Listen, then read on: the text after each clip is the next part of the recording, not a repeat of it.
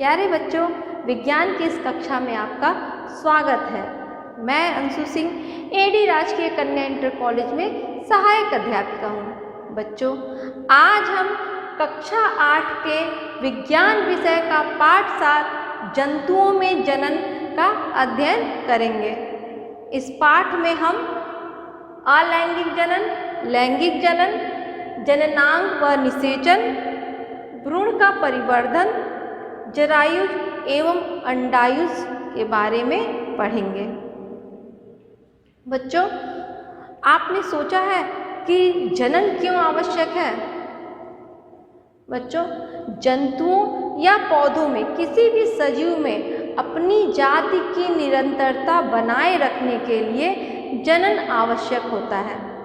जैसे मान लीजिए कुत्ते का उदाहरण लेते हैं कि अगर कुत्ते में जनन मान लीजिए समाप्त हो जाए तो क्या होगा? निकट भविष्य में हम कुत्ते को नहीं देख पाएंगे, कुत्ते की जाति नहीं देख पाएंगे। तो अपनी जाति को बनाए रखने के लिए सजीवों में जनन आवश्यक होता है। जनन क्या होता है? अपने समान नए जीव उत्पन्न करना या अपने समान संतान उत्पन्न करने की क्षमता को जनन कहते हैं। बच्चों, इसके पूर्व पौधों में जनन का अध्ययन आप कर चुके हैं। आज हम जंतुओं में जनन का अध्ययन करेंगे। जंतुओं में जनन दो प्रकार से होता है, अलैंगिक जनन तथा लैंगिक जनन। तो पहले हम देखिए अलैंगिक जनन क्या होता है। बच्चों, अलैंगिक जनन में लैंगिक अंगों की आवश्यकता नहीं होती है। इसमें अलैंगिक जनन में जीव के शरीर के किसी अंग द्वारा जनन क्रिया संपन्न होती है और संतति का निर्माण होता है। इसे अलैंगिक जनन कहते हैं। अलैंगिक जनन दो प्रकार से हो सकता है, मुकुलन और खंडन। आइए देखें मुकुलन क्या होता है। बच्चों, बहुत सूक्ष्म जीवों में और एक कोशिकीय जीवों में अलैंगिक जनन पाया जाता है। बहुत सूक्ष्म जीवों में हम हाइड्रा का उदाहरण लेते हैं। देखें हाइड्रा में किस प्रकार मुकुलन होता है। एक परिपक्व हाइड्रा को अगर आप सूक्ष्मदर्शी से देखें तो आपको दिखेगा कि हाइड्रा के शरीर में कुछ उभार सा निकला हुआ है। इस उभार को मुकुल कहते हैं। यही उभार लगातार परिपक्व होता है और परिपक्व होकर ये मुकुल एक संतति हाइड्रा में बदल जाता है। और जब यह संतति हाइड्रा के रूप में विकसित हो जाता है तो वो मातृ हाइड्रा से अलग हो जाता है और एक नया संतति हाइड्रा का निर्माण हो जाता है। इसी तरह आइए देखिए खंडन विधि से किस प्रकार जनन होता है। खंडन विधि से हम दो प्रकार से खंडन विधि से जनन होता है, द्विखंडन तथा बहुखंडन। द्विखंडन में क्या होता है? एक कोशिकीय जीव जैसे अमीबा का एग्जाम्पल लेके हम समझें तो अमीबा में क्या होगा?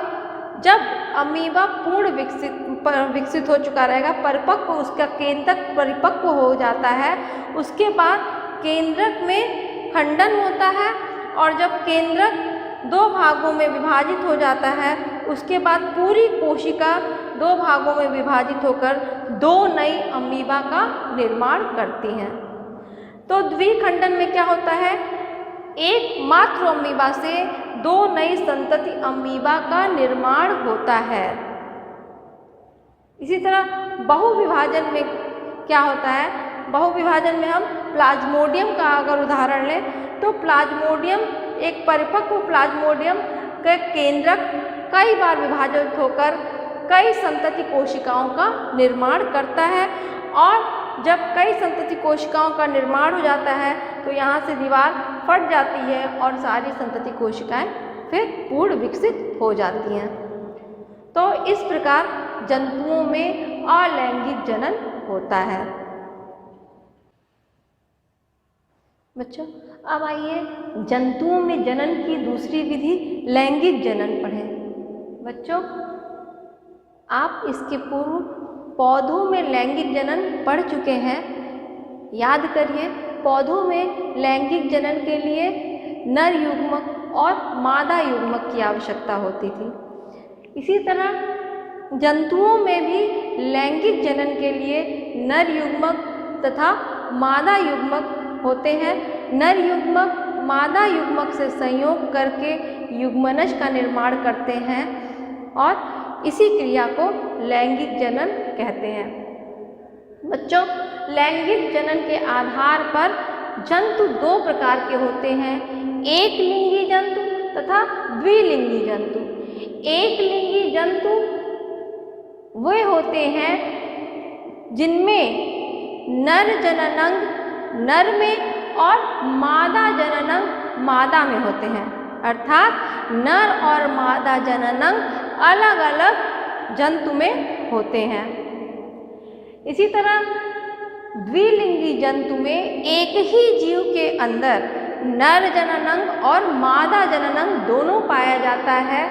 जैसे केचुआ, जोंक, इनके शरीर के अंदर ही नर जननांग और मादा जननांग दोनों एक ही जीव में पाया जाता है। बच्चों, अब आइए देखें मानव में जननांग और निषेचन किस प्रकार होता है। बच्चों, मानव में ये नर में नर जननांग तथा मादा में मादा जननांग पाया जाता है। बच्चों, पुरुष में उदर के नीचे एक जोड़ी वृषण पाया जाता है। इस वृषण से शुक्राणु नलिकाएं निकली होती हैं। दोनों वृषण से दोनों तरफ से शुक्राणु नलिकाएं निकली होती हैं और वृषण में शुक्राणु का निर्माण होता है और ये शुक्राणु नलिका द्वारा शिशन में पहुंचा दिया जाता है। बच्चों, जो शुक्राणु होता है ये एक कोशिकीय संरचना होती है, ये नर युग्मक होता है। इसी तरह मादा में नाभि के नीचे मादा जननांग पाया जाता है। स्त्रियों में मादा जननांग में एक जोड़ी अंडाशय तथा एक जोड़ी अंडवाहिनी होती है। अंडाशय में अंडाणु का निर्माण होता है। अंडाणु भी एक कोशिकीय संरचना होती है।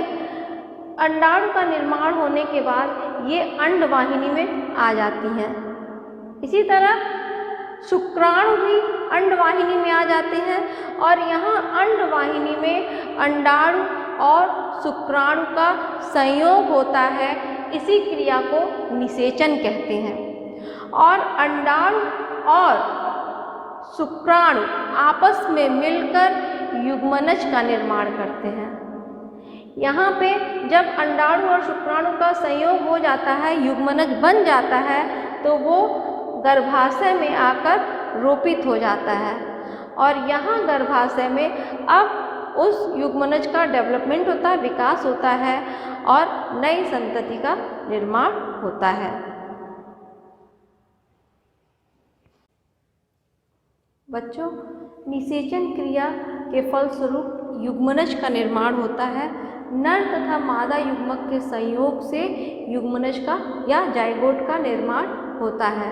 बच्चों, निषेचन क्रिया दो प्रकार से हो सकती है, आंतरिक निषेचन तथा बाह्य निषेचन। आंतरिक निषेचन में मादा के शरीर के अंदर नर युग्मक और मादा युग्मक का संयोग होता है, जबकि बाह्य निषेचन में जैसे अकशेरुकी जंतुओं, मेढक, मछली आदि में नर युग्मक को और मादा युग्मक को जल में छोड़ देते हैं और जल में नर और मादा युग्मक का संयोग होता है। क्योंकि शरीर के बाहर ये निषेचन की क्रिया हो रही है, इसीलिए इसको बाह्य निषेचन कहते हैं। बच्चों, अब आइए देखें भ्रूण का परिवर्धन कैसे होता है। बच्चों, जब पुरुष के नर युग्मक और मादा के मादा युग्मक अर्थात शुक्राणु और अंडाणु में निषेचन के पश्चात युग्मनज का निर्माण हो जाता है, तो अब ये युग्मनज में लगातार कोशिका में विभाजन होता है। ये युग्मनज कहाँ चला जाता है? गर्भाशय में। गर्भाशय में लगातार जो होता है कोशिका का विभाजन होता है और उसके फलस्वरूप भ्रूण का निर्माण होता है। अब भ्रूण में कुछ अंगों जैसे सिर, पैर, नाक, आँख आदि का डेवलपमेंट शुरू हो जाता है। बच्चों, भ्रूण से नवजात शिशु तक के विकास में अर्थात भ्रूण के विभिन्न अंगों के विकास की क्रिया को गर्भ कहते हैं और गर्भ के फलस्वरूप नवजात शिशु का विकास होता है। अब बच्चों, युग्मनज से नवजात शिशु के विकास की इस पूरी क्रिया को भ्रूण का परिवर्धन कहते हैं। बच्चों, नवजात शिशु का जन्म पिता से आए नर युग्मक और मादा से आए मादा युग्मक के संलयन के कारण होता है। इसीलिए शिशु में माता और पिता दोनों के लक्षण पाए जाते हैं। अब आइए बच्चों देखें जरायुज तथा अंडयुज क्या होते हैं। बच्चों, जो जंतु शिशु को जन्म देते हैं उनको जरायुज कहते हैं, जैसे मनुष्य, गाय, चमगादड़, व्हेल आदि। जबकि जो जंतु अंडा देते हैं और अंडे से फिर शिशु का जन्म होता है उनको अंडयुज कहते हैं, जैसे मुर्गी, कबूतर, सर्प, मछली आदि। बच्चों, यहाँ ये पाठ जंतुओं में जनन पूर्ण होता है। आशा करती हूँ कि ये पाठ आपको समझ में आया होगा। इस पाठ से संबंधित ये गृह कार्य है, इसका आप अभ्यास कर लीजिएगा। मिलते हैं अगले वीडियो के संग। धन्यवाद।